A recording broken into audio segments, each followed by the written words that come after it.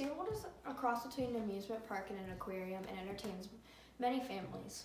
SeaWorld has several locations in the United States along with other parts of the world and in different countries. SeaWorld has been very controversial since the documentary Blackfish was released in 2013. For those who do not know, Blackfish is a documentary based on the killer whale Tilikum. Tilikum is a whale who attacked his trainer and killed another person who snuck into SeaWorld overnight and got into his tank.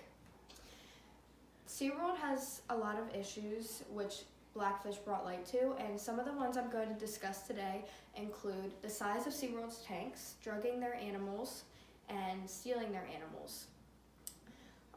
Thankfully, majority of my audience responded saying that they did not support SeaWorld, but a few responded saying that they still support SeaWorld, so I hope this will change your mind and bring light to these issues.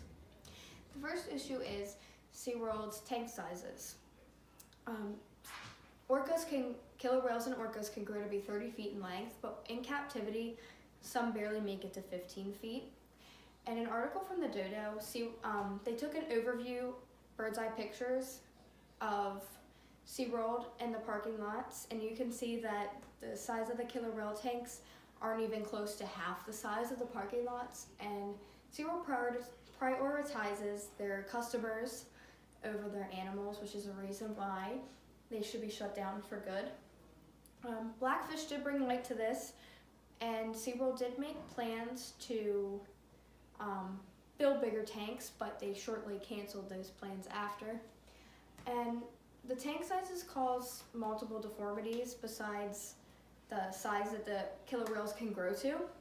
One of the most popular deformities is flopped dorsal fin. The dorsal fin's the big tall fin on the back of a killer whale, and when they're in captivity, they flop over, and this is because of the shape of the tank sizes.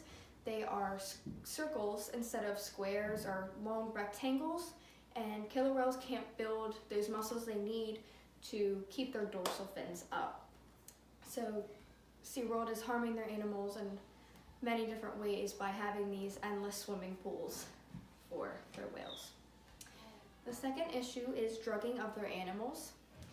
An ex-trainer named John Hargrove, who used to work at SeaWorld, said that they did give their animals antipsychotics to control them, and he also testified saying that that only male trainers could give these antipsychotics because they could make a female sterile, and that means they're very powerful drugs. And this is not only dangerous for the whales, this is dangerous for the trainers who are getting in the water with these animals, because John Hargrove said that you can't even tell what this whale's thinking, you can't read its body language because they're so drugged up. And antipsychotics aren't the only drug that was being given to these animals to control them. An example is a contraceptive. They were giving multiple antibiotics that they didn't need. And they weren't just treating their animals when they were ill or needed something. This was all the time to control them. And SeaWorld should be forced to close because of this, because they're damaging the whales, and they're also putting other people at risk by allowing them to train with animals, and they have no idea what's coming next. Another issue is SeaWorld starves their animals, and Blackfish, one of the trainers noted that the killer whales eventually learned when the buckets of fish were running low because they could hear the ice.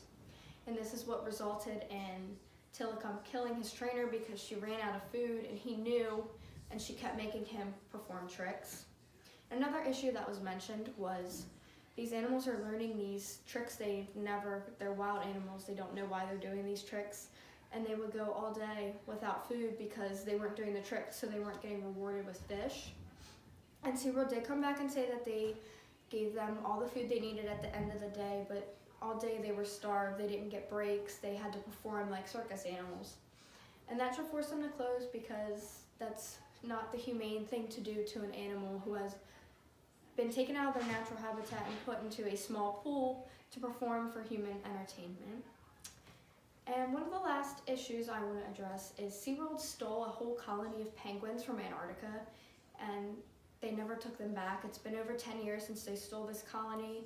They said that they were going to use them for scientific research, but now they're just in a cage or in a thing that humans can view them in.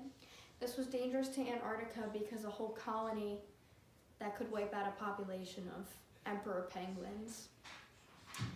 And killer whales are the most documented abuse that goes on at SeaWorld, but there's definitely abuse between other animals, and bringing light to these issues would hopefully force SeaWorld to put their animals into an ocean sanctuary, which is a lot better than a swimming pool, and they can learn how to be killer whales again. So I hope for those who did not agree or who agreed with supporting SeaWorld, this changes your mind, because SeaWorld is responsible for the death of 64 killer whales, and they died way before they ever should, and they don't grow to the length they do in the wild, and they're being changed to completely different animals. So thank you.